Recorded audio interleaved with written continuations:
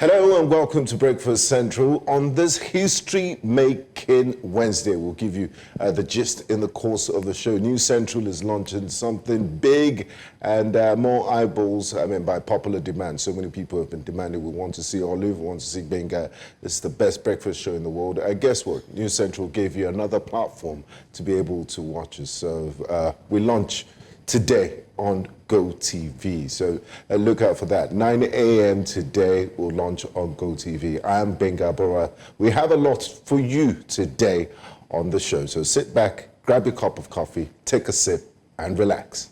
Very exciting times indeed as we count down the minutes to our official launch on GoTV. Stick around to find out how, many more ways in which you can help spread the message as to how News Central is coming to a station close to you. My name is Olive Emodi and I warmly welcome you to Breakfast Central. This morning, a number of stories will be explored. Today marks the expiration of the ultimatum given to the governor of Rivers State, Senator Natasha, to represent the budget of inclusivity. That's the 2025 budget, but I'm sure that we'll talk about that later. And there are many other stories that we'll be exploring this morning. Benga? Okay, we start with the biggest news wake-up conversation for today. EFCC grills ex-Akwa Ibom Governor Udom Emmanuel for alleged 700 billion naira fraud.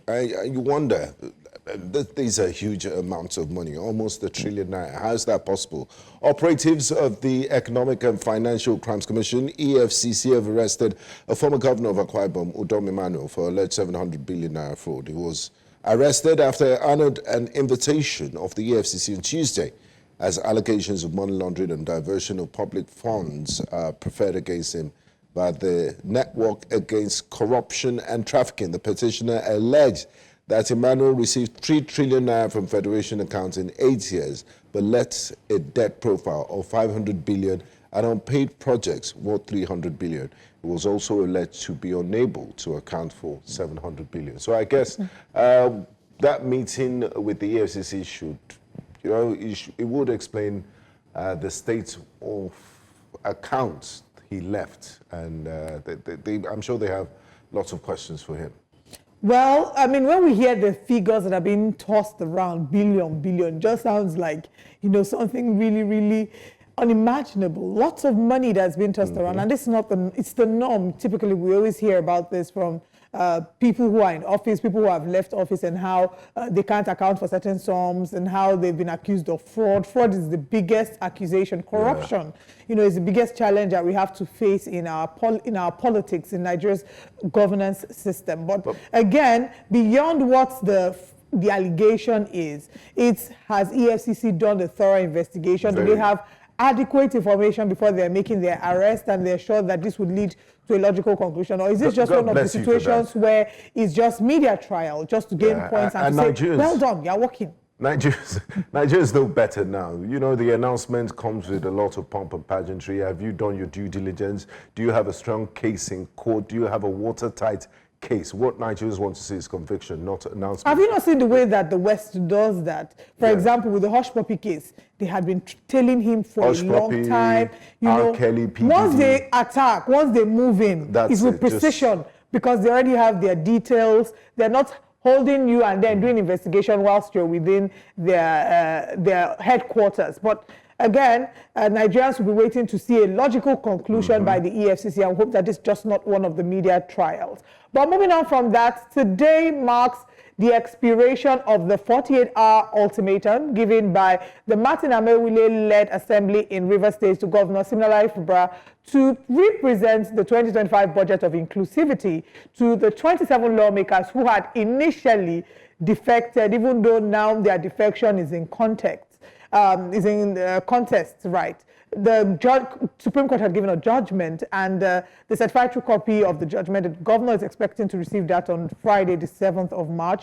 And he said that, after that, they will know what the next steps are. But then again, the validity of the 27 lawmakers is still in contest in a lower court. So a lot of these gray areas, we really don't know what to expect. Yesterday, we had a leading voice in Rivers State, Ms. Briggs to talk to us about what her expectations were. She doesn't expect that the governor will represent the budget. And she says if he doesn't represent the budget, what is the worst to happen? What's the worst? It's literally like, do your worst. If you recall, he had presented a budget to 4 members of the House earlier. So you could just copy and paste. It's the same thing. You just to let peace reign. I don't know. So it's not as easy as copy and paste, because passing the budget. Now, when I was I know it's not the same thing. Well, you were in Parliament. Yes, I was in Parliament, actually, in university. And the way that you present your budget, once you're presenting your budget, just be ready. They're going to ask you questions. Oh, yes. You know, and then,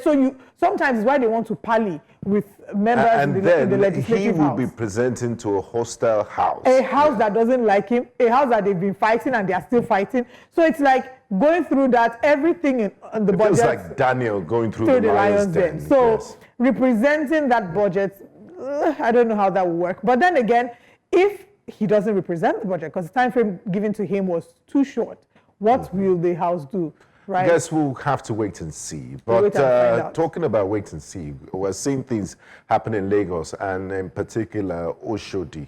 So citizen, a law-abiding citizen of Lagos State raised an alarm about the state of the bridges, the connecting bridges to the Terminal 1 and 2 of the Oshodi modern car park.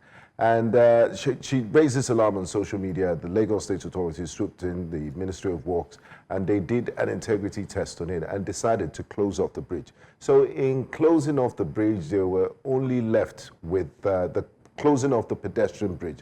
So as a result of that, the only usable bridge was the old pedestrian bridge. And I mean, you need to see the human traffic in Oshodi. It's a mammoth crowd. So, you know, I actually initially didn't believe that was Oshodi. I was thinking, nah, this can't be Nigeria. This may be like India. But then when I was hearing what they were saying, I said, oh, this is Nigeria. It was very shocking to see that. Enterprising, look at that. Thinking area boys decided to go there and charge toll.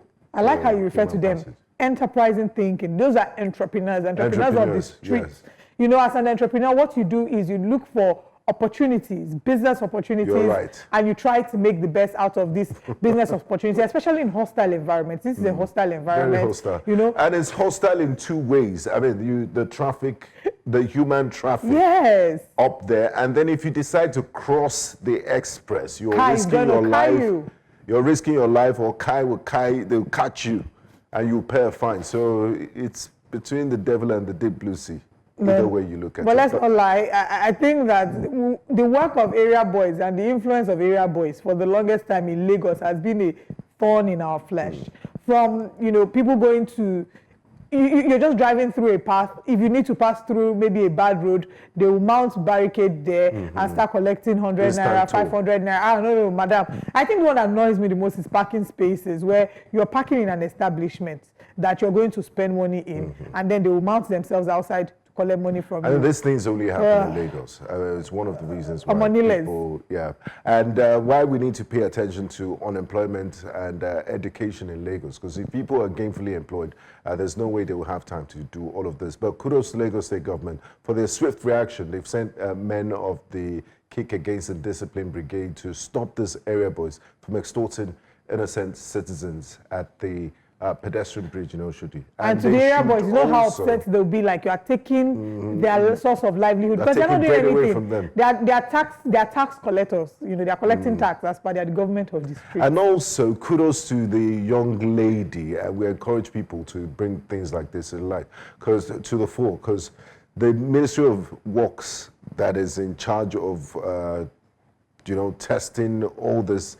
bridges and seeing if they're in good conditions, failed at its job. It had to take a citizen to, raise the alarm about the state of the pedestrian. Well, I hope that this wakes us up. We're counting down to the rainy season is starting off this month. What we see oftentimes is that a number of roads and bridges now start undergoing repairs during the rainy season. We're hoping that, they're using this period before we go full on into the rainy season to do a lot of the inspections and the repairs, wherever needs to be shut down is shut down, so that the lives and the cars of Nigerian citizens will be preserved and we don't have to, spend so much. Rainy season is such a time that we like because the weather is cold, but we hate it because of the damage it does to our moving roads, around, to our cars. Not only is there traffic, you're afraid of potholes. The last rainy season, my whole bumper pulled on. One of the days I was driving to work, I was just praying. I've never seen a flood so bad on the island. Those of us on the island, we are probably going to buy boats. You know, The last time we experienced that kind of flood was during the time of Noah, but I'm no. I'm sure that Noah will see Lucky flood and be like, wow, you're doing well.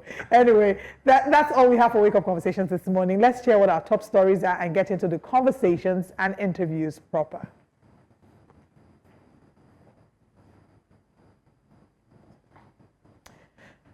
All right, this morning on Breakfast Central,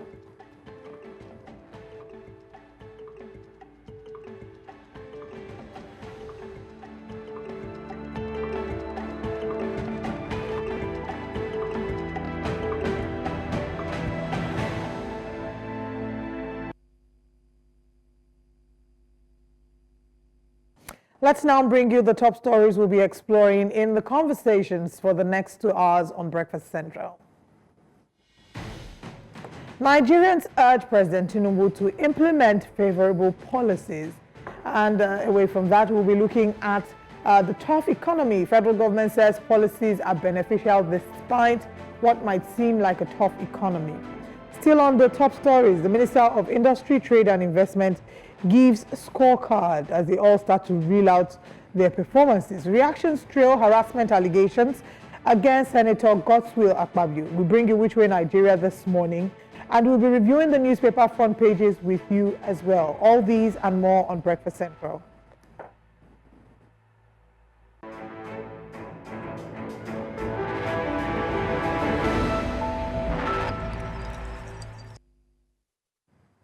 This is Breakfast Headlines. I am Benka Aborowa.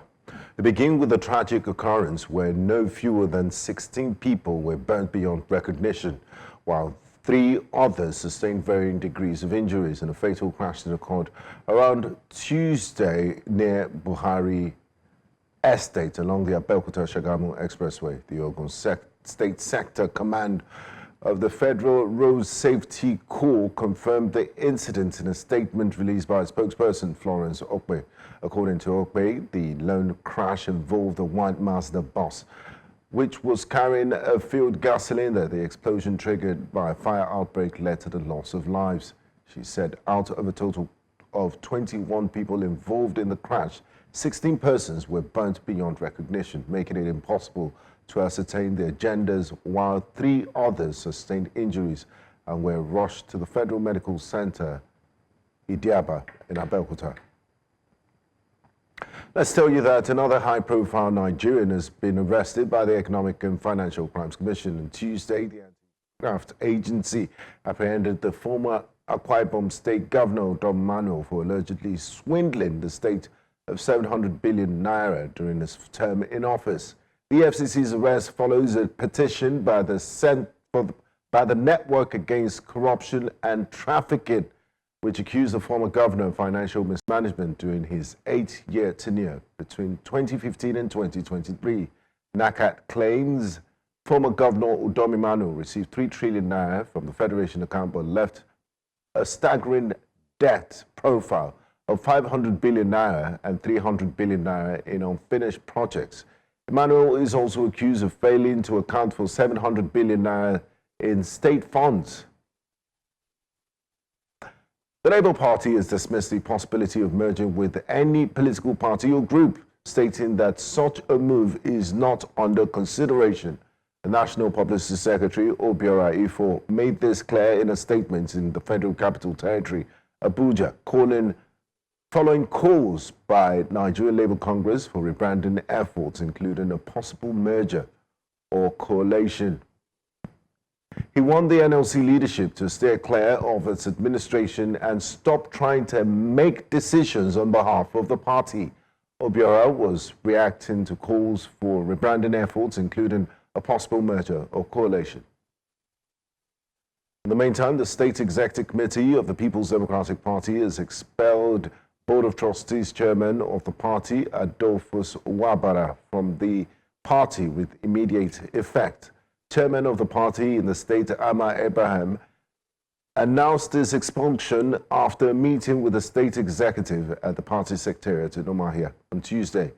The Federal High Court on Monday issued an injunction to Ama Abraham, restraining him from executing further suspensions on Wabara. And that's all on Breakfast Headlines. I'm Benga Bora. Stay with us. Breakfast Central continues shortly.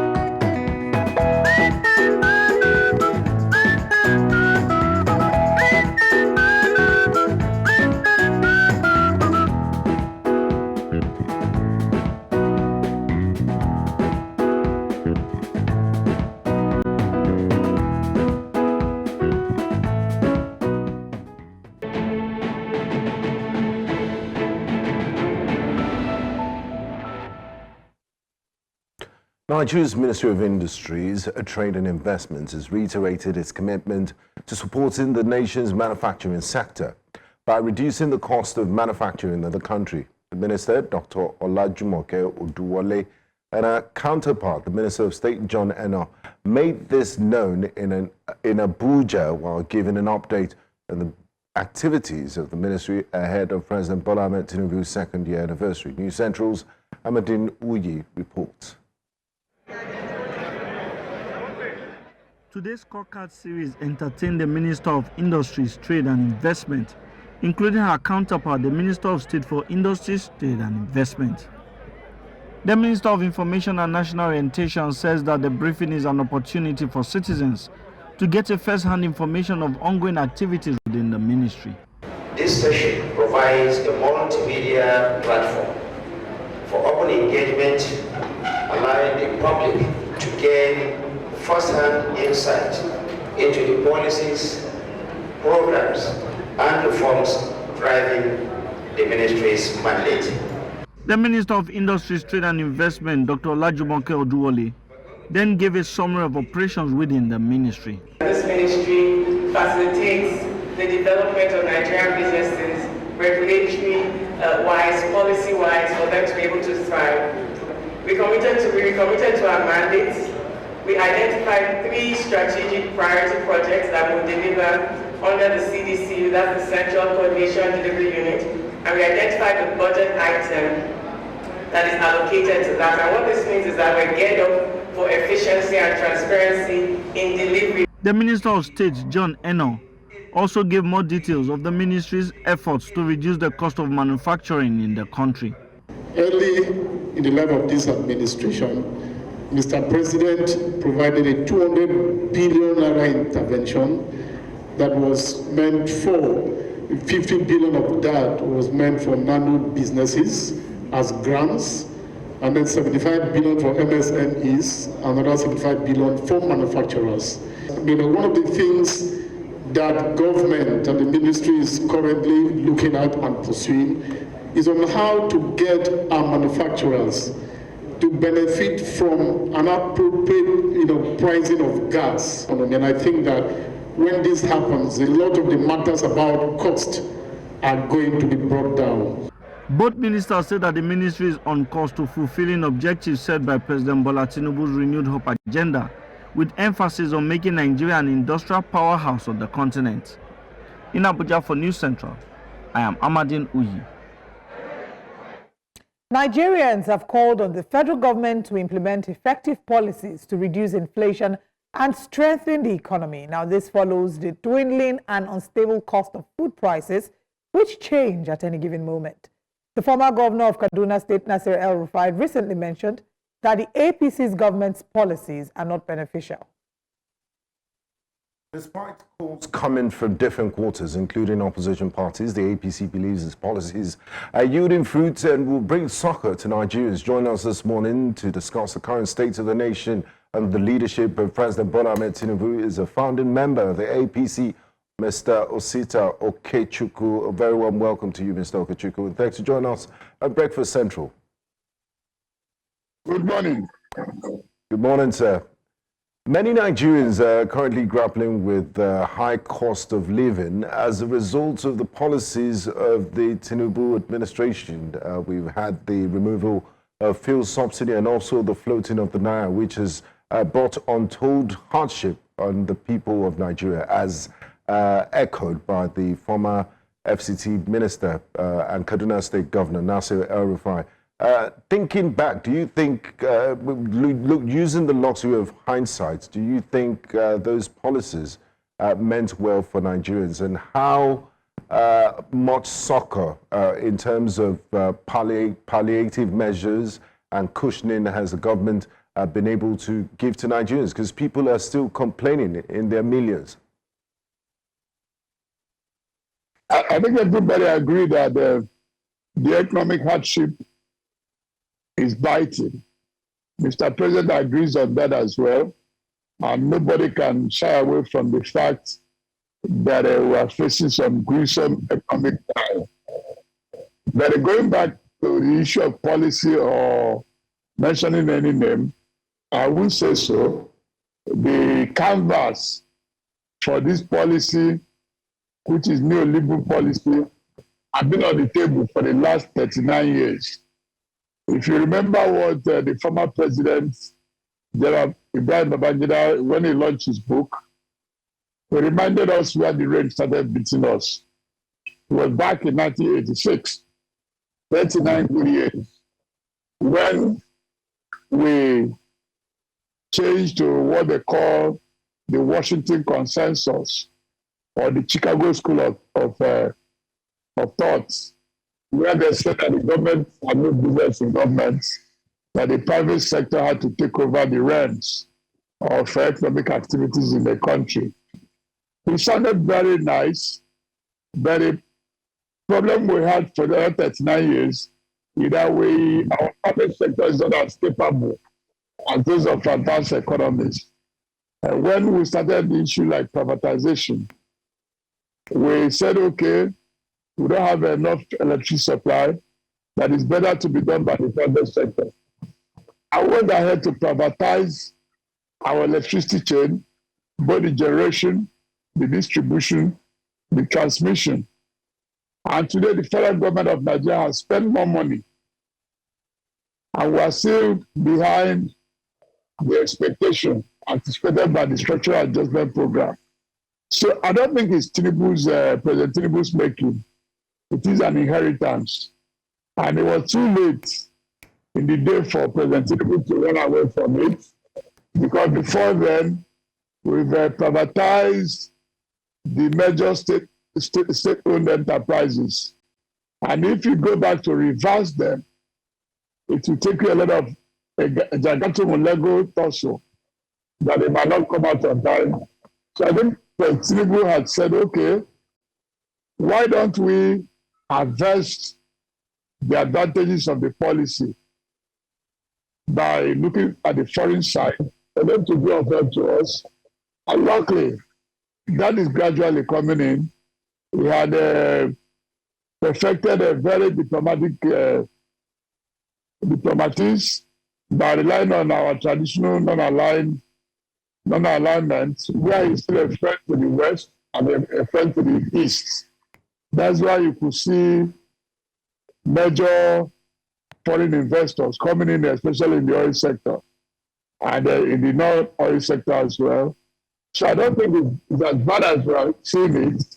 If President Tinubu continues on his trajectory and continue to make sure that the budget profile is followed to the letter, whereby the major levers of the economy are funded accurately, especially the small and medium scale enterprises, then we'll get where we're going. And for instance, we had established a development commission whereby all the geopolitical zones now have a development commission. And what he had told the geopolitical zones is that I'm going to put more money to a development commission who are in a better position to know what is needed more in the Northwest and what is needed more in the Southwest, what is needed more in the Southeast, and what is needed more in the Northeast. So with the appointment and inauguration of the Development Commission, I think the locals will get more succor. And they had also did one good policy that had defied all solutions. Since our return to democracy, in every committee of the National Assembly, from the first National Assembly to the 10th, the issue of autonomy of the local council had been an issue. I think Mr. President has found a way out by going to the Supreme Court that granted financial autonomy to our local government councils. It is now left for us Nigerians to look into what is going on at the councils, because no local council in Nigeria today receives more than 200 million every month. Mr. So for the citizenry. Yes. Thank you very much for highlighting all these thoughts. You, of course, have said that if the president continues on his current trajectory, you expect that the economy will return to, or maybe make a full recovery, as Nigerians are hoping that it will. You mentioned that ever since previous House of Assemblies, previous National Assemblies, the issue of local government autonomy has been a problem. Right now, we've seen that there's been a Supreme Court judgment. July last year, there was a Supreme Court judgment affirming the independence of local government, especially looking at the financial autonomy of local government.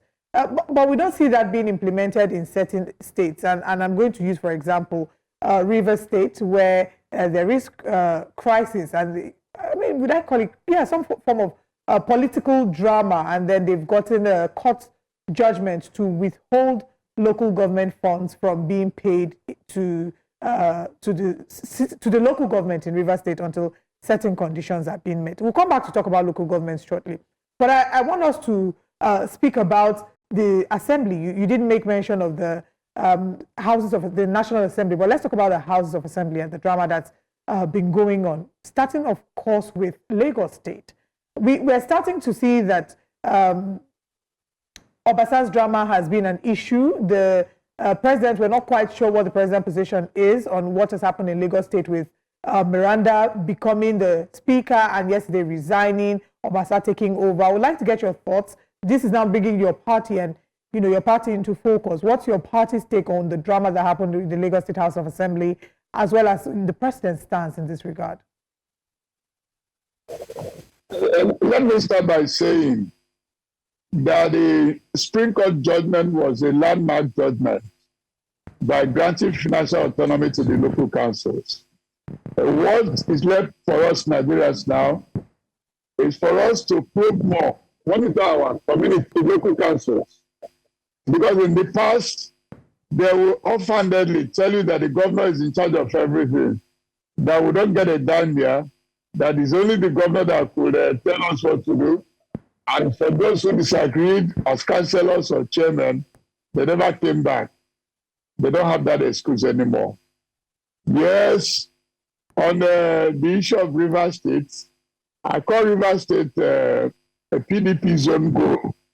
They scored a goal against themselves in the 2003 presidential elections when they defied the rotation convention, because we took up the Fourth Republic rotation convention. We are in the patriotic position of our northern brothers, the late Abba Karimi, Dr. Bukola Saraki, Dr. Shola Saraki, Umaru Shinkafi, Adamu Chiroma, and others. They sat down and said the power should rotate to the south. And when it finishes in the south, it should come to the north. And it became a convention. And convention is as weighty as law in most instances of democracy. That's why you talk in Britain that they don't have a written constitution. They rely on conventions. So that convention was followed when President Obasanjo was living in 2007. He made sure the two major candidates were from the north. He was then the late Umaru Yar'Adua and President Buhari. They became the major contenders. And in 2011,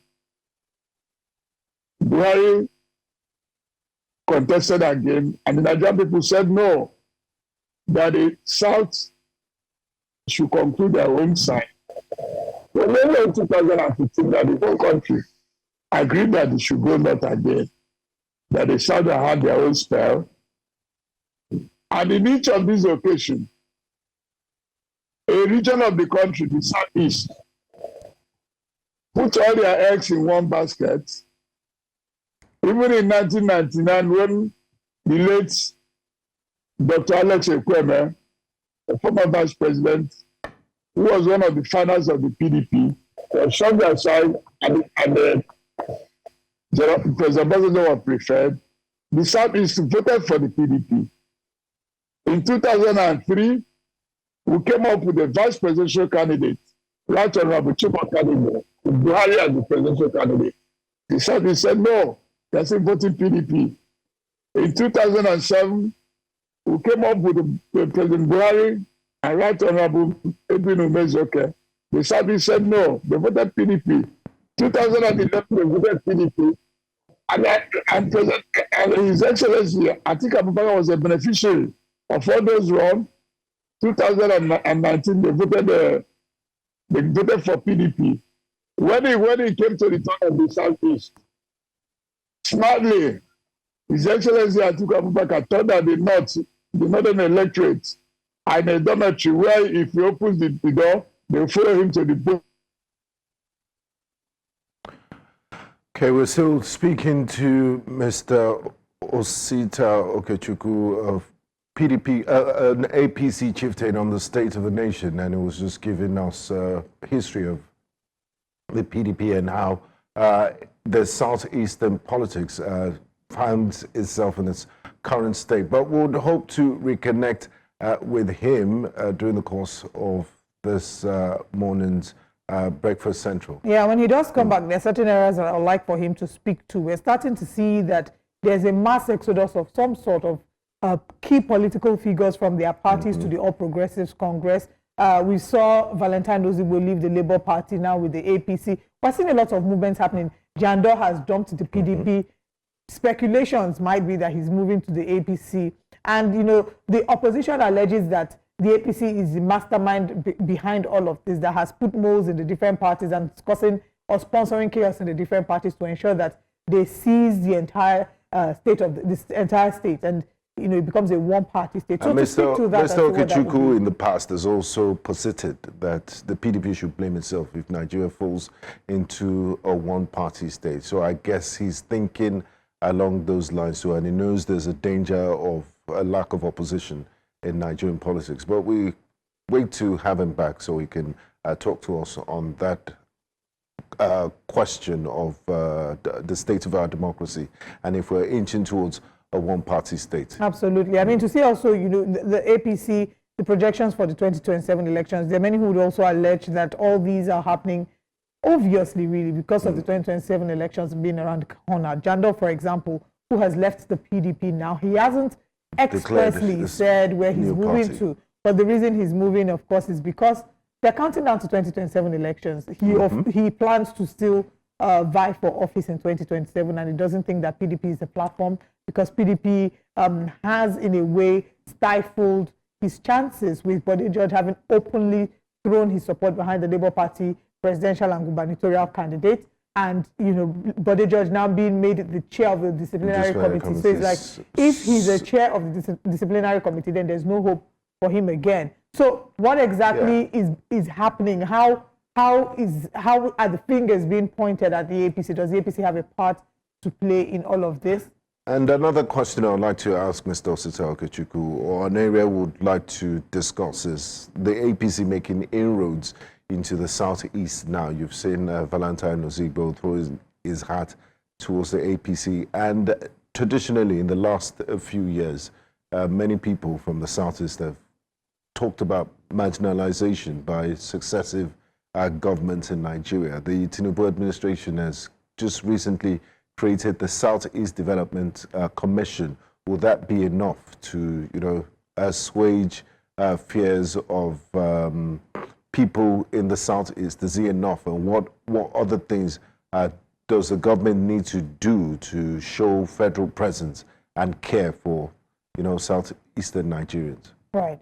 I mean, these are key areas to look at when we talk about politics in Nigeria and what the projections are for 2027. Also, the influence of Mr. President, should he decide to run for a second term, having, looking at the way that he's fared in the first term. Should he decide? I mean, I thought it was a given. Everybody, Aso is so sweet. I'm trying to be... Yeah. I mean, nobody wants to live there after one term. Well, I'm just trying to assume, that he may decide to change his mind and decide not to run. So should he decide to run, what are the chances with the way that he's fared so far? Does he think that Mr. President, through the policies that have been made, has gotten the influence of the Nigerian people behind him? Largely, has he gotten the support of the Nigerian people? And will that be reflected at the polls, especially with the policies that have been made, with the impact in the North regarding the taxation conversation? And then also looking at the preparedness that Nigerians are having towards 2027 elections. Are we expecting to see any form of voter apathy, or are we expecting to see Nigerians, be as excited? Mr. Osita Okechukwu is back in the conversation. Welcome back. Would like you to speak to the cross-carpeting that's happening. We're seeing that a number of people are leaving their political parties, moving to the All Progressives Congress. There have been allegations that the APC is in some measure behind the cross-carpeting that's happening, and that the APC has planted moles in all the other parties to ensure that there isn't a strong enough opposition. What are your thoughts about this? I don't think so. I just finished telling you how PDP scored their own goal. They violently breached the zoning and rotation convention. And the Nigerian voters paid them for that. And they know the Nigerian people, like most human elements, they want to go to greener pastures. That's why you see the migration to the APC. We are not persuading anybody. I don't think we are doing so already. We have about 20-something states. Why should we stifle? We don't like one-party states.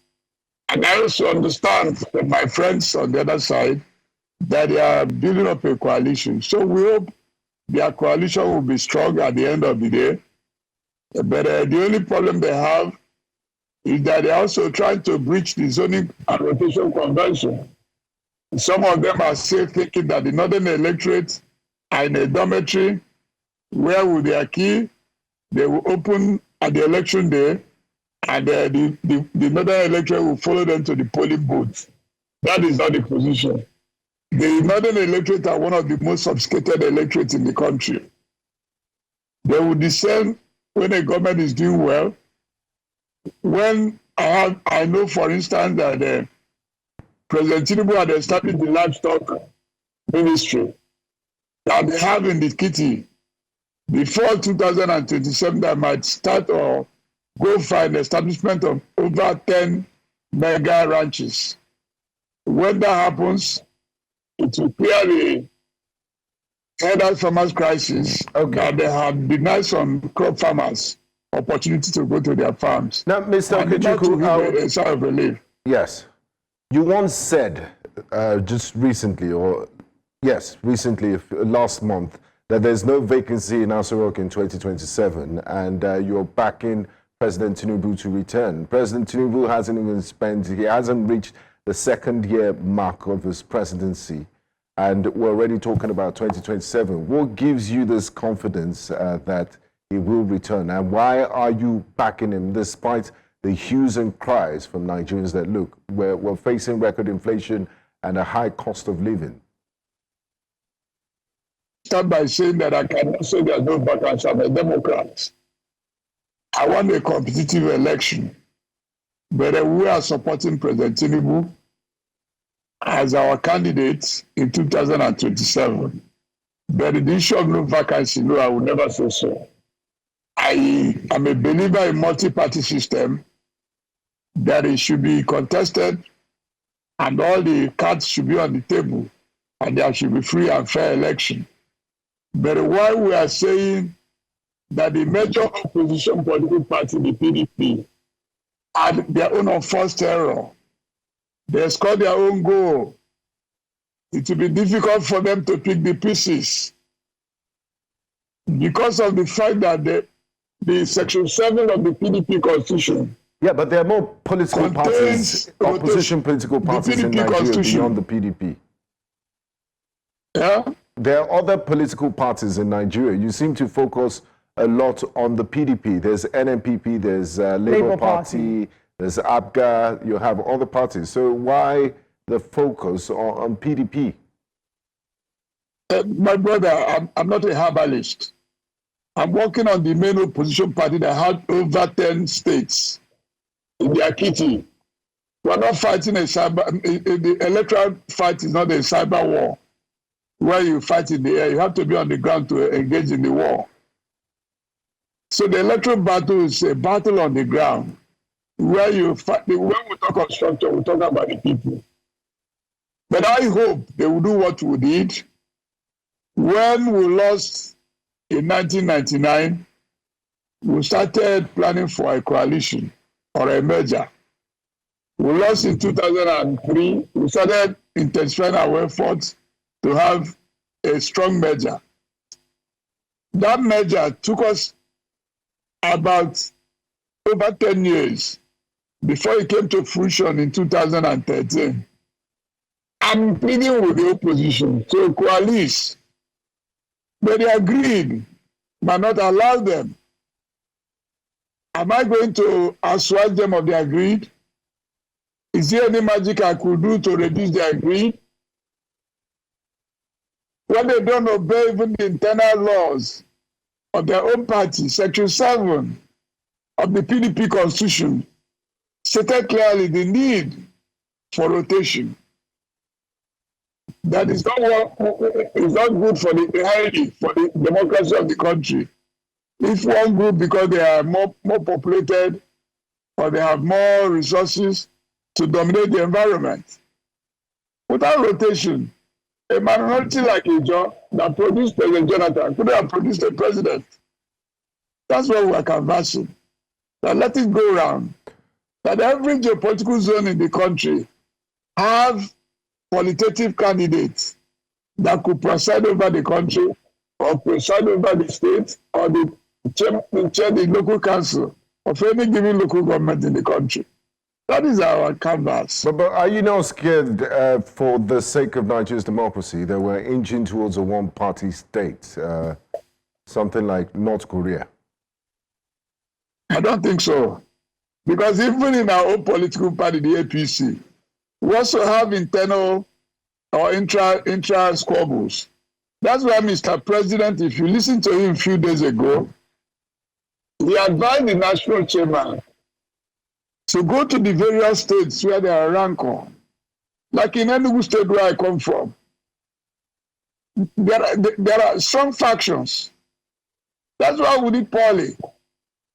And Mr. President knows that. That's why he's saying, the national chairman, please pick up the handbook led by the former chairman, Senator Abdullahi Adamu. He took up first as chairman reconciliation committee. So after going around the country, he left a handbook that will still use.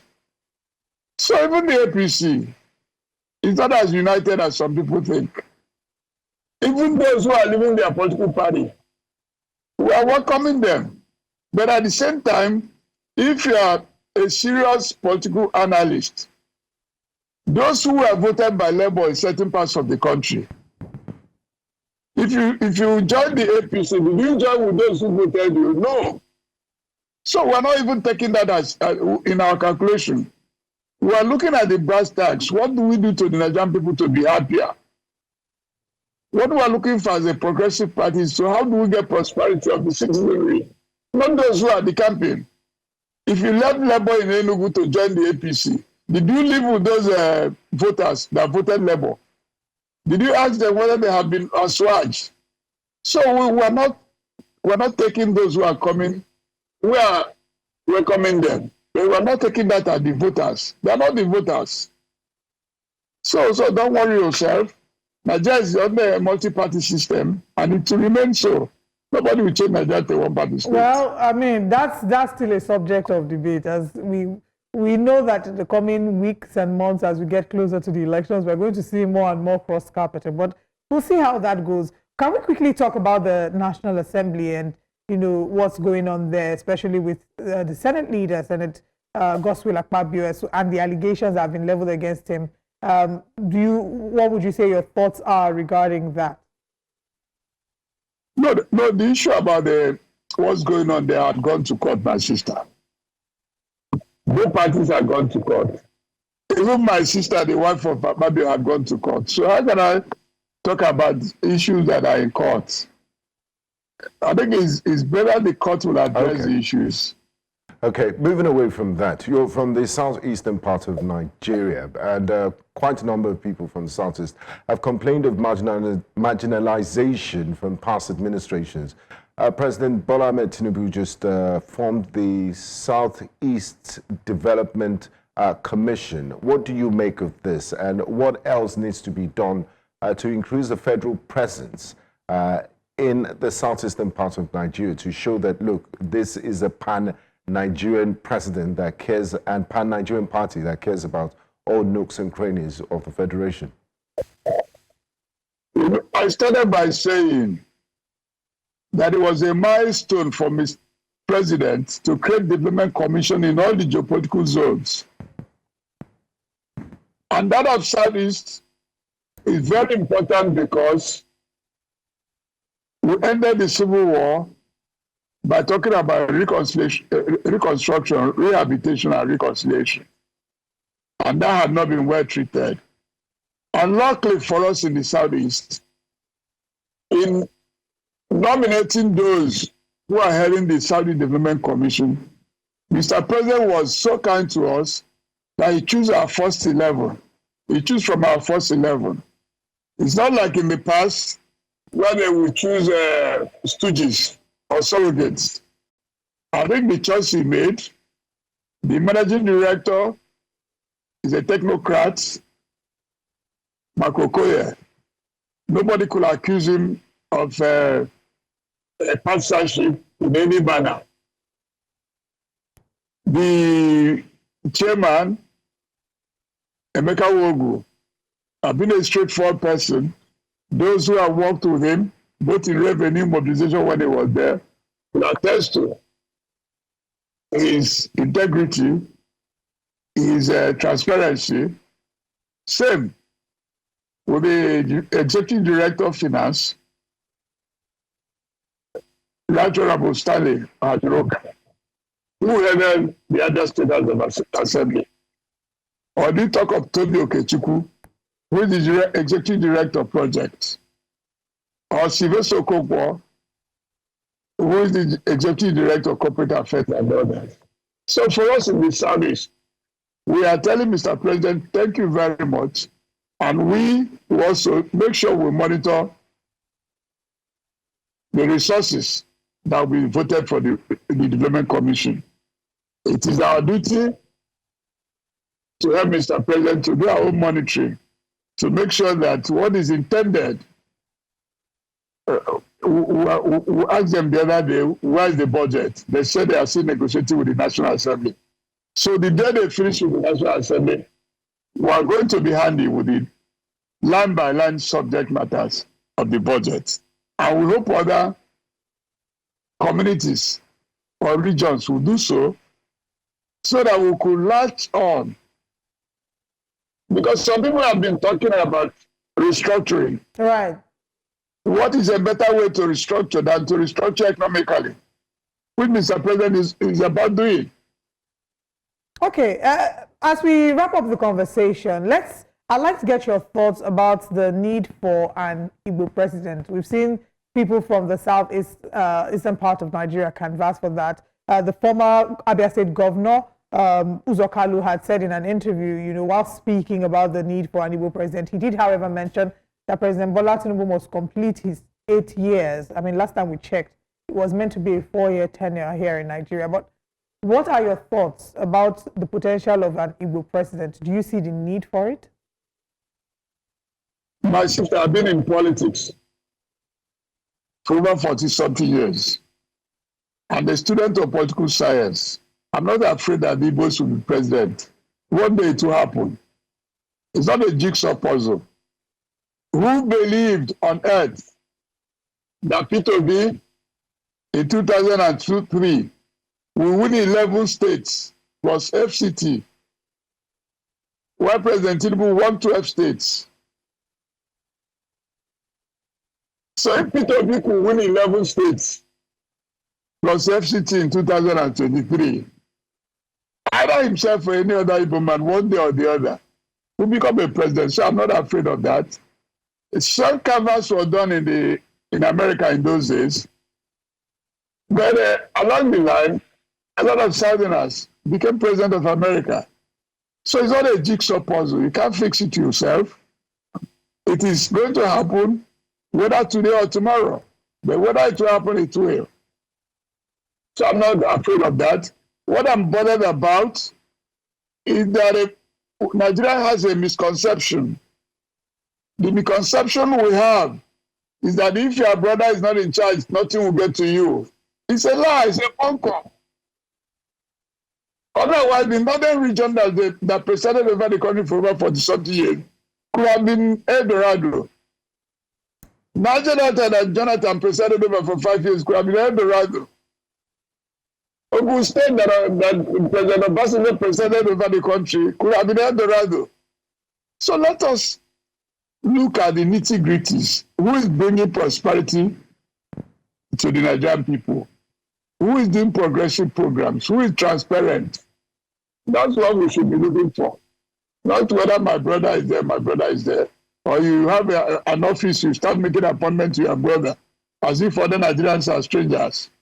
That's not good. It doesn't help for development. No country, the world has developed by nepotism. No country. You can't develop by nepotism. Because Almighty God, in His infinite mercy, gives talent sparingly. And you can't tell God where He will give a talented man, a talented woman. Look for them. Make them your president. You advance. Talking about nepotism, just before we let you go, so many observers have complained about the lopsided appointments of President Bola Ahmed Tinubu's administration. Just yesterday appointed a new Accountant General of the Federation, and it happened to be from the southwestern part of Nigeria. And there's a whole catalogue of senior appointees from just the Yoruba ethnic group. Don't you think this is a problem for the APC and its smacks of nepotism?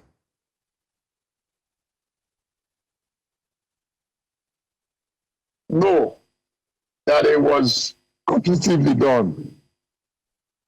But on the issue of nepotism, You say it was It's only President competitively done. Obasanjo Well, how in the come last they 25 always years. end up being from one region of the country? No. I'm trying to draw a line. There is no, in the past 25 years, it's only President Obasanjo that you could excuse from running nepotism. It's only President Obasanjo. I'm not his fan, but on the issue of nepotism, he has become part of the culture, political culture of the country, which I'm not in favor. Even at the state level, if you do a toothbrush analysis of most state governors, they are nepotic. Most chairmen of local council, the same thing. So it's something we have to weed away from our own side. It's not peculiar to President Tinubu, but that does not mean I support nepotism. I don't. All right, Osita Okechukwu, thank you for joining us this morning. We do hope to have you join us for subsequent conversation. Thank you. Thank you. I appreciate it. Thank you. Now let's take you through a recap and share with you what's coming up next on Breakfast Central. Nigerians urge President Tinubu to implement favorable policies. Still talking about President Tinubu and the federal government. Despite tough economy, federal government says current policies are beneficial, and you heard that from Osita Okechukwu, who's one of the founding members of the APC. Minister of Industry, Trade and Investment gives scorecard. We did bring you that package. And now let's share with you what's coming up next. Coming up next on Breakfast Central, reactions, trail harassment allegations against Senator Akpabio. We'll bring you the newspaper front pages. Remember, you can call in and share your contributions with us. And we'll be bringing you Which Way Nigeria. Stay with us. Breakfast Central continues shortly.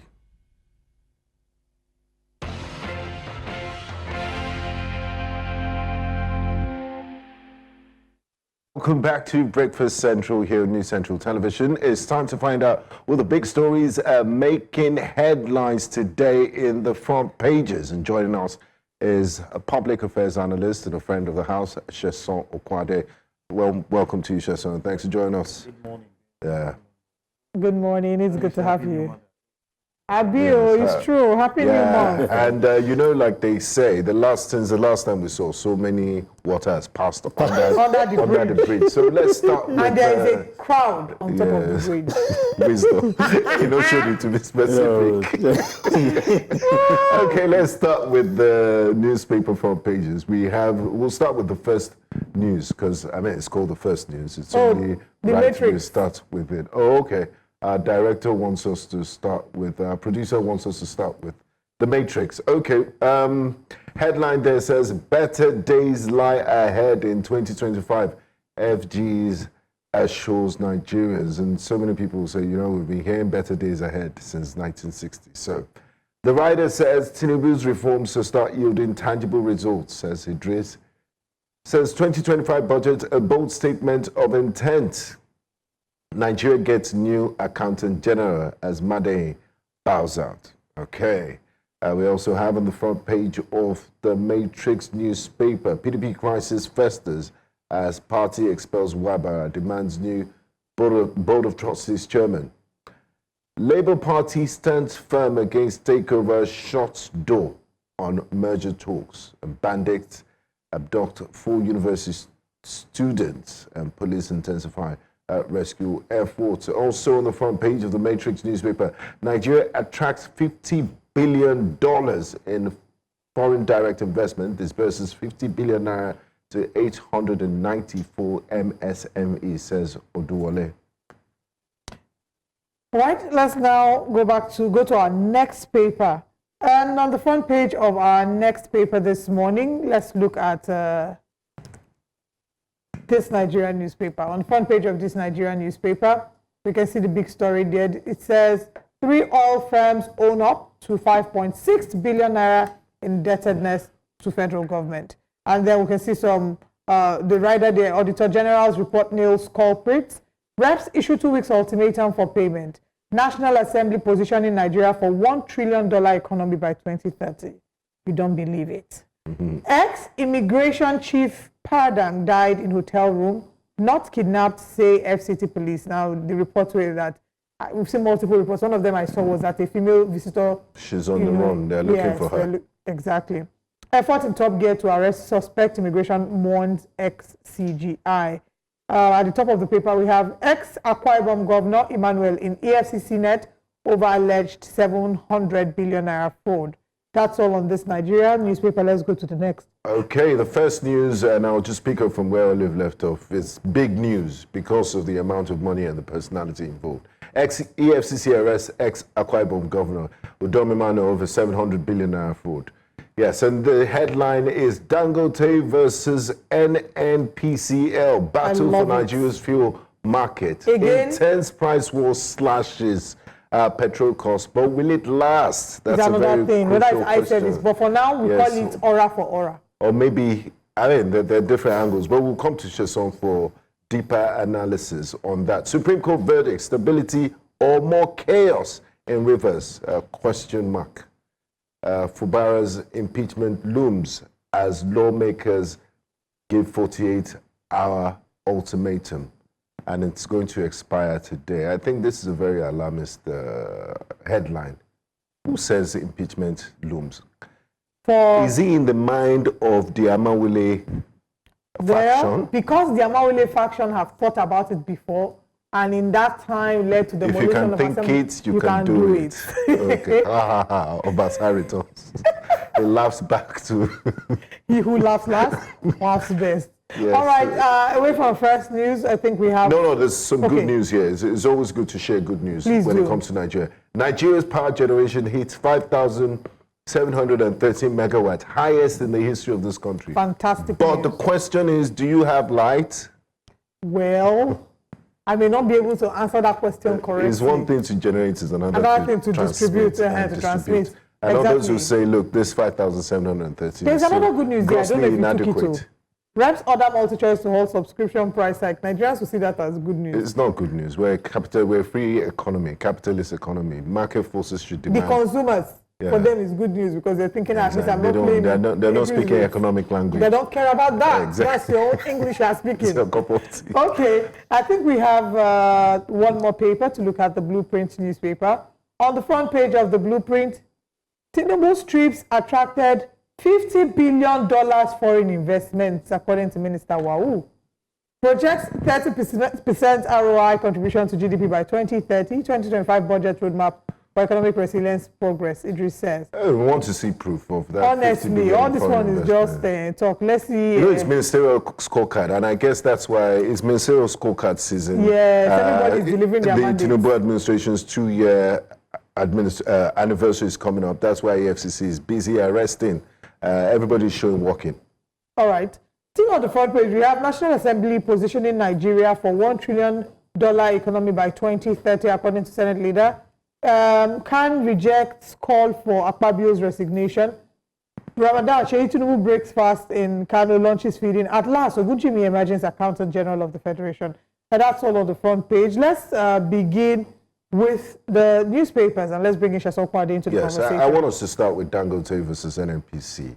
How low can the prices go, number one? And number two, other people have fears. They say, you know, Dangote in the cement industry, he brought down prices, he forced his competition out, and then when there was no competition, he increased it, and it became a sort of monopoly. Do you see that sort of danger happening with this fuel battle? Yeah, thank you very much, Benga.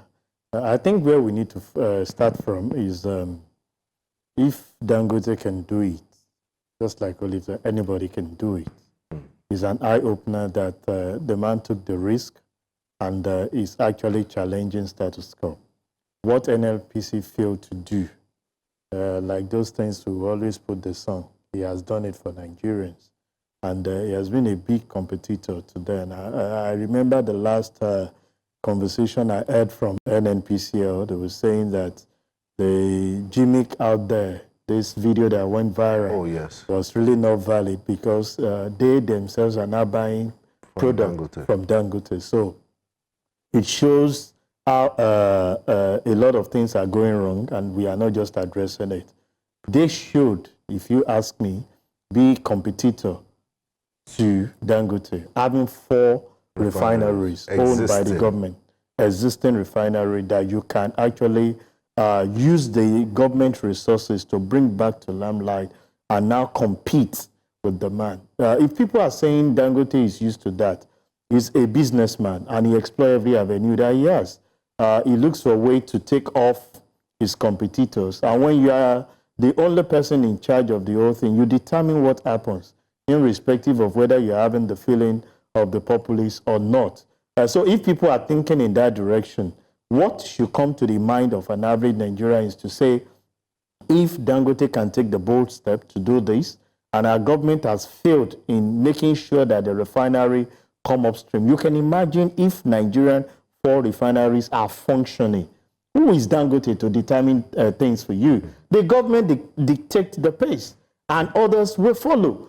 So they have the machinery, they have the capital, they have the resources, but because of corruption, misappropriation, no consequential management on the aspect of the people that are doing wrong thing, this will definitely happen, and I won't blame Dangote for it. As a matter of fact, other business owners should start looking in that area to see how they can venture into this and cash out. Yeah, if government has failed. If you look at the examples of Petrobras in Brazil or Petronas or PDVSA in Venezuela, these are governments-run all companies and they're still making a profit. And you still have other players there. So they dictate, they're the market leaders and they dictate at the pace in those countries. That we have said across board, not even in petroleum products.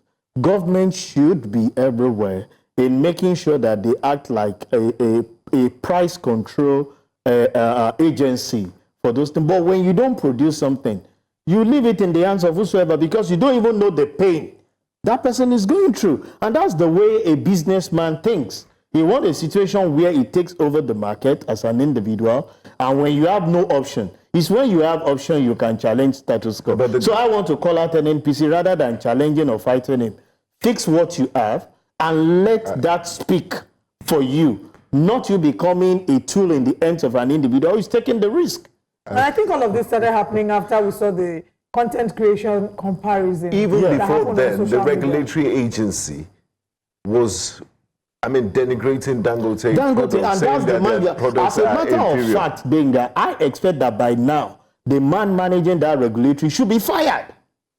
Because this man that NNPC is alluding to, that they are patronizing his product, this was actually relegated. They almost cost him so much investment. And the man is out there. I challenge him this morning to come on here and come and tell us what has suddenly changed. Right. He came to tell us that the quality of the product was nothing to write home about. A lot of things that was, if the man was not resilient, we won't be where we are today. Absolutely. Anyway, we will see how far the price war goes, or how far There is no price war only. The man determines what goes on because there is nobody competing with him as we speak. Dangote, because NNPC we said the 2 refinery, Port Harcourt. What about the importers? The importers had no, as in this, I think the government is giving them a right for their money. They are not having it the way it should go. So they might be struggling. But what we're saying is that if the government is sincere with themselves, saying that we want to improve the local content, what everybody should be thinking about now is how do we resuscitate the other refinery? If it's not going to be, give it to the private business owner who understand the dynamics of business, rather than wasting the asset, put it to use, and now possibly have your tripartite or your bilateral agreement with such people, in government having the stake. And you know the way things goes, and that's why we keep saying it. Look at the power sector being privatized. A lot of us still struggle to see the end behind the tunnel with the stake that they have in it. I think government should be intentional in making sure that they do what is needful in directing the affairs of things as against, I won't blame Dangote. If I'm his shoe, I'll do the same, because every businessman, the risk that man took, why can't the government do the same? Even with our taxpayers' money, a lot of them take so much of our funds, invest in foreign things, and not even local content. Okay, let's move the conversation away from Dangote and NNPC, and let's head over to Rivers State, where we do not know what will be happening Today marks the expiration of the 48-hour ultimatum given by the Martin Amewule-led House of Assembly to the River State Governor, Siminalayi Fubara. Do you see the possibility of an impeachment really looming? Because First News says Fubara's impeachment looms as lawmakers' 48-hour ultimatum expires. Do you see him presenting the He's budget waiting for the certified true copy of the judgment, the Supreme Court judgment, and he's expecting to receive it on Friday. Why does it take so long? Is Abuja so far from River State? My dear, Even if you have to trek, I think by now you should be better. The truth of the matter is, I think our leaders are really not sensitive to good governance, and people are not really on the face, of what they're actually doing. This is part also between the big guys. If you ask me, waiting for that particular thing, you've heard the declaration. Let's leave this atmosphere of trying to buy time.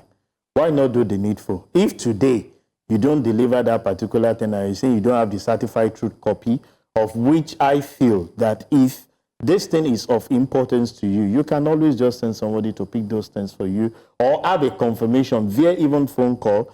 These days, technology has gone beyond that particular thing. Somebody can send a mail, somebody can even scan that copy to you, and you get the hard copy later, taking yourself off what it should be. I ask myself several questions that we preach something and we act something different. In the era of technology, you are waiting for hard copy, certified true copy, when electronically that can be delivered within 30 minutes to you that you have that judgment. Why do we have in circulation things that are hidden, that we don't ask for the hard copy or the certified true copy, and people come to challenge it? We should leave this era. The government should be sincere. So you think you should actually have presented budget? For me, because you see, he has lost the first phase of this war. If he considered that state very important to him, he should look for a way to look for how he can politically just appease, let me say, the gods. Appease 27 wolves. Is there any way to appease? Because the peace accord was an option on the table. At the time, the president intervened in this crisis. Jason Wike does not look like he's ready to. You might think it's not, because on the long run it will speak. You see, it's like a recording version of what is happening. The people will play back to him in years to come. He's in power today. You understand the dynamics of what is going on in River State. Yeah. You need to tread softly, because years to come, people will come out and say, you did this, you are no longer relevant. Because you think politicians think about posterity? Who says they don't? People are actually watching. And that's why you see a lot of people, when you do certain acts, people will go back to records and tell you that this that you're actually doing. And that's why a lot of us said, when you put certain things with what happened to us in Lagos and say this, people will go back 3, 4, 5 years or even 10 years and refer. It's a precedent, but you won't understand that particular thing happening now. So I feel that politically they will manage that particular, even though they know that on the other side, because if you impeached him, the judges are already coming out to say they should not consider that as an option. And you can imagine the unrest. Whether those are they should not consider that. So they should look for political way of actually settling this. It's a fight between them, and the citizens are not in the scheme of things. They are not just considering like Lagos them. State. They are not considering them. It's about the high and mighty considering and positioning themselves for 2027, 2031. It's not about, because if it's about the people, there are several grants. Both parties will shift and be able to have a common ground in putting the people. But in all this game, people are not just in it, and I can tell you. Like Olive always says, it's a fight between elephants. Exactly. This fight should actually be on National Geographic. Grass has always been suffering now. Grass has always been suffering. No, it's elephants. Political should be on National Geographic. Elephant gladiators. You see, we keep telling these politicians that irrespective of whatever you're doing now, people can come out to say this is what Awolowo has done, this is what this Zik has done, the development that they brought to people. People will ask, what actually are the problems that you are able to solve? And what problem did you create? This that is happening in Rivers will definitely ask of the story. Are you creating a problem or solving a problem? Providing a solution. Now, quickly, this is because of foreign investors. Yeah, Reps orders multi-choice to halt subscription price hike. And Nigeria's power generation, is it worth celebrating? The price hike, what message does it send to foreign investors? Well, a lot of words like that have come out of National Assembly, and it doesn't hold water. Economically, I will always say, don't just woo the sympathy of the people as against killing the business. Have a thought through? Yes. Have a thought through to see the pain those particular organizations are going, or you just feel mere share.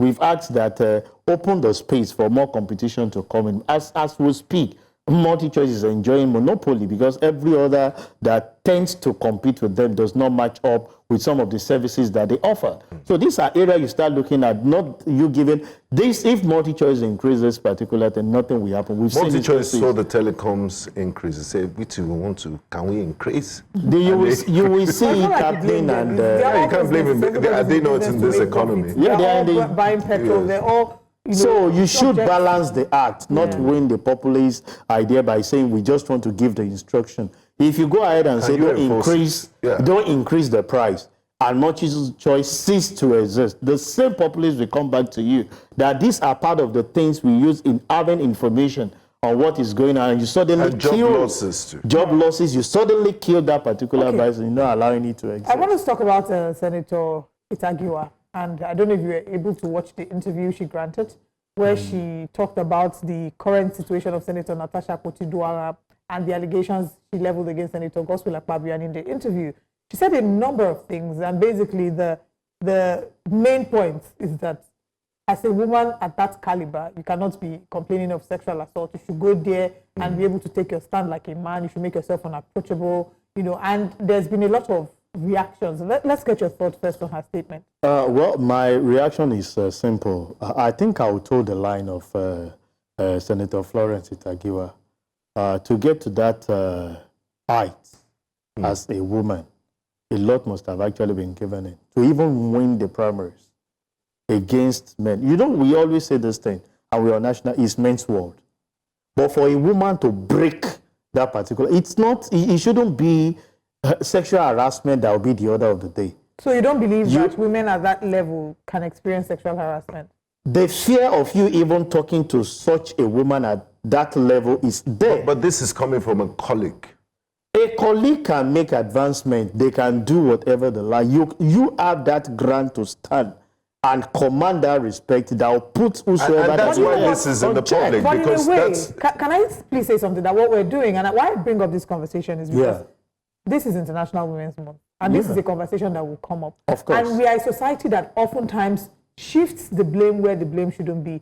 If a person doesn't respect the boundaries of a woman and crosses into the boundaries of a woman, shouldn't the blame be on the person who has crossed the boundary, aggressor, as opposed to the person who has to then protect herself? So this is the complaints that a lot of women have, because if we continue to toe this line, what we'll see is that many women who are facing sexual abuse will not speak up. Olive, I'm not supporting the act of harassing or embarrassing or molesting a woman, but the fact remains that why do we wait this long? Let me first ask the question. So why did she wait this long? As in, until a seat was actually changed and some of those dynamics. It doesn't matter. I will always say that from first day, let there be. I appreciate the fact of people speaking out at the right time. Have you ever been sexually abused? Well, no. Do you understand what it means? I Do you know that in the moment when it happens, a number of people don't know what to say, they don't know what to think. Because you're not expecting Because you're not expecting. And you need some time to process your emotion. When you talk, you see, when I want to put this from two sides. For a caliber of Natasha, I will tell you that when it comes to sexual harassment from a colleague, there are ways you stand your ground. Oliver, I'm still saying it. Okay, let's give a real life. Let's give a real life example and not think about anything hypothetical. This happened in real life. It's verifiable. The parties are alive today, and they've given. One of them has given an account. NDDC boss, MD of the Niger Delta Development Commission. That's a huge position. Yeah, she was. Mrs. Joy Nunez, she was sexually harassed by the same Senate President Godswill Akpabio, And she didn't even, she said, I'm an Ogoni woman. I didn't take that rubbish. I gave him a dirty slap. I mean, it's on record. So doesn't this show that. And this is not us saying, and is that the way everybody should respond? Senator Akpabio did or he didn't do it. We're not speaking to... Just information we're just that is speaking to the out information that each party has provided. So if somebody alleges that they've been sexually abused, or sexually... Abuse is not the word, sexually assaulted, right? If they allege that they've been sexually assaulted or they've been sexually harassed, shouldn't the blame move to the person who has crossed the boundary? Because no matter how firm you stand as a woman, people who will cross your boundaries will cross your boundaries. And the same thing happens with rape. You see, I always look at this thing from the other side too. I'm sure you know a lot of women too assault men. I'm sure you know that happened. This is not gender specific. I'm saying that I think for the caliber of people in question, what the other woman in NDCC did, see, I can tell you for free, if a guy, assaults you and you're not willing, there are reactions you put up. Oh, that's not true. There are reactions in ladies. That's not true. That's not true. Our producer is saying we need to wrap up this conversation. And we need to have this as a conversation because it's really concerning that as a society, we are still pushing ideas and ideals like this. We don't push it to the victim, but you should react timely. No. And just to mention this, again, we're working based on the information that has been presented to us. Senator Natasha Akpoti-Uduaghan has alleged that the Senate President sexually assaulted or harassed her, rather. Right? She alleged that he has harassed her. We expected a speech from him. He hasn't. But we are speaking technically to what she has, alleged. And you haven't, you're saying that if what she alleged is true, then, the blame shouldn't be on him. It should be on her. I'm not saying it should be on her. We're having a conversation with the Senate President's senior legislative aide next, so we'll deal with that in context, and in detail. So this is Breakfast Central. We'll go on a quick break, and when we return, we'll bring you more conversations. Stay with us.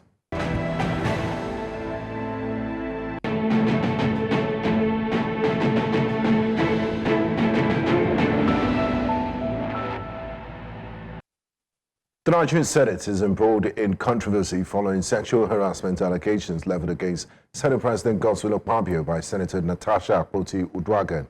The allegations have sparked widespread reactions, with many calling for a thorough investigation. The Senate has, however, maintained that it cannot probe the allegations, citing its rules and jurisdiction.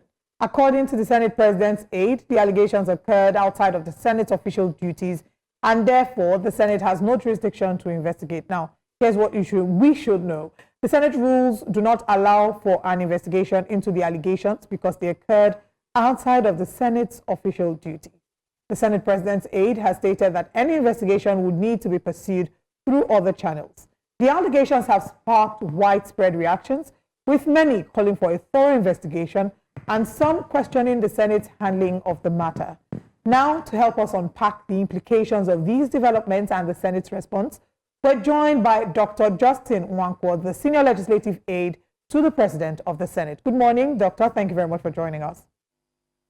Good morning, and thank you very much, people. Thank you. Now, the allegations that have been leveled against the Senate President are such that are very strong in nature and have necessitated various reactions from different quarters. I think the one thing that a number of Nigerians have worried about is the fact that the Senate President has not actually addressed this. Some have said that it has pointed towards the fact that he maybe doesn't take Nigerians serious enough to be able to speak to this. So can you please talk to us about why the Senate President has not directly addressed the situation? Well, thank you very much. You know that whenever issues concerning such a matter that Senator Natasha has levied against the President of the Senate, Senator Godswill Akpabio, I can tell you, is a family man, a loving husband, and a caring father. So I don't expect that for all accusations and for all speeches, the Senate President would react. You would note that just about 2 days ago, he was engaging with some international organizations on how best to improve women participation in governance. So I think there is this Latin maxim that says, cuculus non facit monachum, he who does not make a monk. And therefore, if you expect that the president of the Senate, sitting in chair in his capacity, or in his personal capacity as Senator Godswill Akpabio, would now trade banters with his fellow colleagues, then I think there is no need for reactions to that effect, because these things are not what I think Nigerians should continue to look out for from him. The business of the Senate is ongoing. There are so many other issues that are still ongoing. The budget is still yet on its finishing basis. So whatever thing that is personal that has happened is not something that the capacity of the Senate President would rush to the media to do. While we are doing it for him, and while we continue to project what he stands for from his days as a governor till now, is to let the public downplay what ordinarily was a matter of accusations, as you may call it. So these are still at the level of hearsay, as they call it in a logic. Okay. Now, so why would you expect the Senate President to react to these allegations when they have nothing to do with the activities and the business of the Senate? Now, Dr. Nwankwo, the Nigerians, they feel, this has gone beyond the person of Godswill Akpabio, that we're looking at the institution of the Senate of the Federal Republic of Nigeria, and he has a responsibility to protect the image of that office and institution. Former Senate President of the Ninth Assembly, Bukola Saraki, has called for transparent investigation into the allegations. What's the Senate's stance on these suggestions? Are there any plans to form an investigative committee to look into this serious allegations? Well, the former Senate President, of course, when he was in chair, he understands exactly what the rules of engagement are in the Senate. While it is within his own rights and privileges to demand for such, the question then becomes, because we must place everything under context. So what and who is he calling to investigate?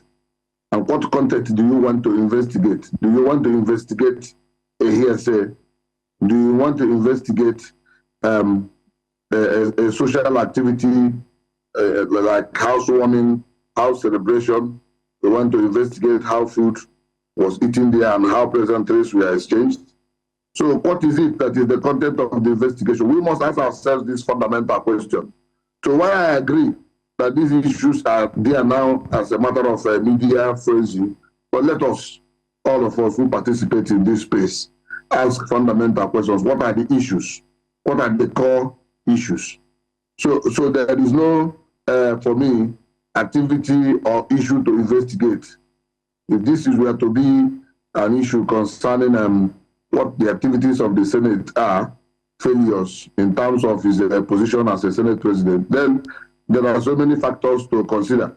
But when we move into the arena of speculation, the great philosopher Plato says, those whose responsibility it is to fish out the issues from the mere facts must be able to take such a responsibility. Me and you should be able to let the public know that there is no fundamental issue at stake. So the social functions where we go are not the issues that should be brought at the front burner. Let us even look at the issues that are there as fundamental, maybe the sitting arrangement which led to all this, because there is a place where this issue emanated, and therefore extend entities beyond necessity, as Occam Srezo will say. Entities non sunt multiplicanda est. The entity in question must remain where they are, so that we don't take them out of the context. It is a sitting position question that one of the senators, Senator Natasha, felt aggrieved, and that is the fundamental issue.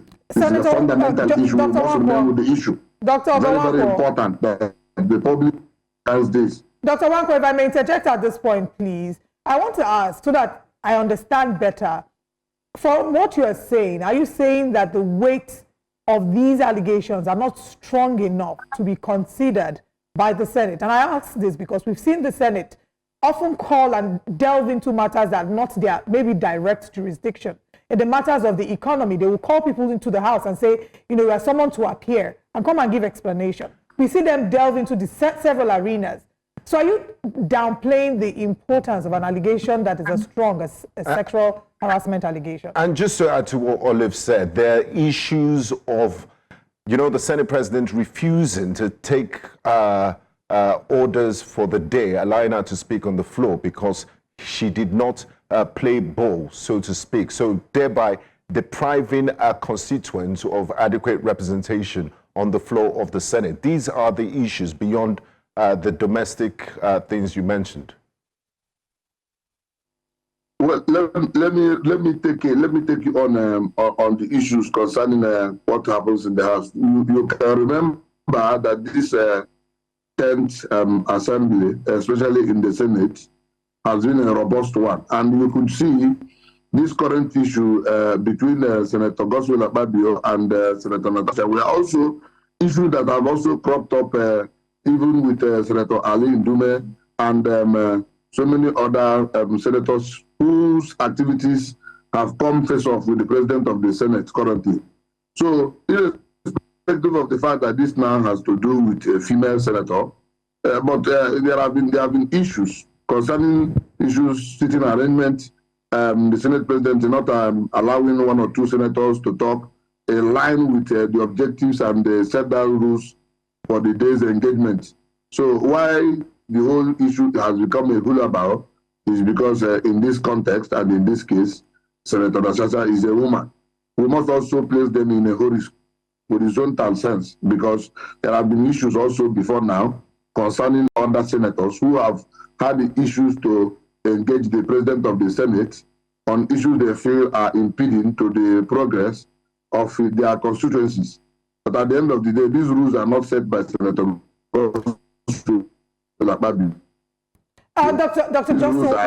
Wankwo, I'm afraid we've run out of time. We have just 1 minute. Dr. Wankwo, we've run out of time, but I want you to speak to the issue of the allegation of sexual harassment. Do you think that it is not strong enough an allegation for the Senate to pay attention to? I don't think that you've spoken to that. No, I was going to get there. That's what I was trying to say. I've said that for everything that has become news, for everything that has become trending, sometimes when these issues are brought to the Senate, especially to Public Petitions Committee or some other committees, the committees, it is their duty to look at them. But my question that I want to say, why I do not want to downplay it because it is already in the media. But then I've told you what you should look at is what led to this issue of concerning harassment. I want to tell you something. The Senator Godswill Akpabio, from the time he was the Senate the governor of Akwa Ibom, through his days as a minister till now, has always mentioned issues concerning women empowerment and girl child. Within us, especially those of us coming from the East, he has empowered over 15 to 20 women, young girls, who has become in senior legislative age. So when we talk about harassment, as you want to discuss it, the question is, within the bigger picture, he has dealt with so many women, he has empowered so many women, and the sitting arrangement issue, we must not allow it to be turned into issues of harassment. I don't see it as a resistance. I beg, I'm going to have to interject. I know you've mentioned a number of the things that they've done. I think what I just wanted to confirm from you is sexual allegation a grave enough complaint that the Senate should pay attention to, a yes or a no? No, when you say allegation, let us be clear. When you say sexual harassment and allegation, they are what they are, and you have used the language that is necessary. You have said it's an allegation. And I have told you that there is circumstances, there is a consequence. A yes or no answer, sir. Allegation. What merely the issue was about sitting arrangement. No. So when the issue concerning forget the parties involved. We're forgetting about the activities that happened and the rules and the others. I'm sure that those of course will come up. But the bigger issue was overtaken by events, and the bigger issue that has now come up is the sexual harassment allegation. And what I was trying to get from you is it as important as do you think it is important for the Senate to pay attention to issues of sexual harassment within the Senate? to the degree that he who alleges must prove, which is a rule in law, to that degree, we can take it serious. All right, but thank you very much. It is still a mere speculation. Then we cannot take it serious, including the media. Dr. Justin Ogowankwa, he who alleges proofs must prove. I'm afraid that we have to. Thank you very much for your time. Here because we have run out of time. Thank you so much for your time with us. We look forward to having you join us again. Thank you very much. And right after now, Benga Aborowa brings you Which Way Nigeria.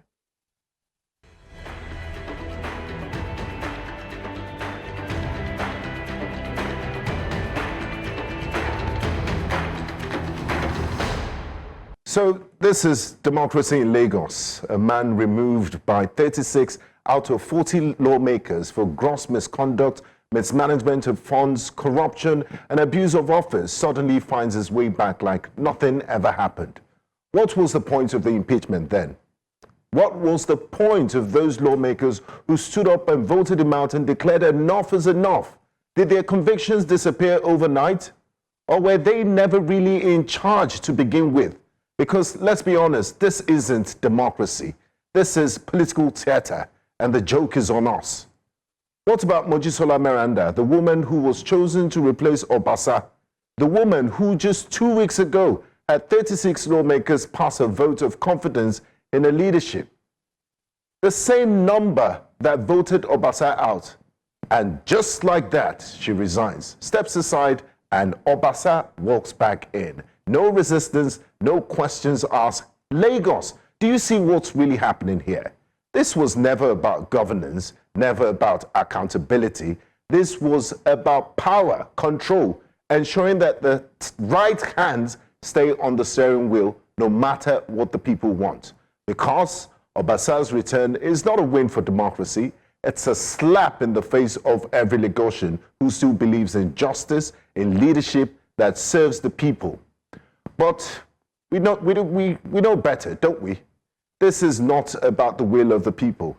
This is about the will of the godfathers, the power brokers who sit behind closed doors, making and unmaking leaders like puppets on a string. And where are the people in all of this? Watching, powerless. Because this is how democracy dies. Not with a bang, not with soldiers marching into Government House, but with a quiet handshake of forced resignation and a reinstatement that nobody can question. The people's voices are drowned out. Their votes mean nothing.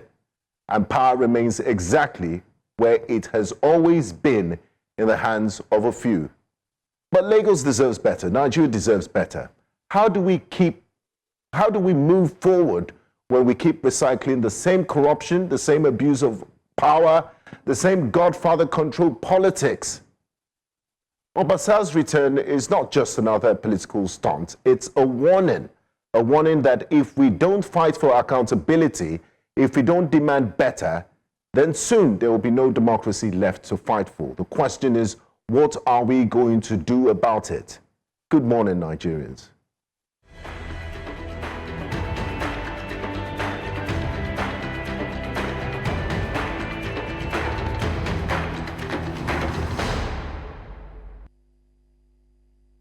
Thank you very much for joining us. As we wrap up, I want to give a special birthday shout out to Ogweshinabo, Chief Oliko the Alibo of Ahaba. Thank you so much for joining us. We'll see you again tomorrow. I'm Olive Emodi. And I'm Benga Aborowa. Bye-bye.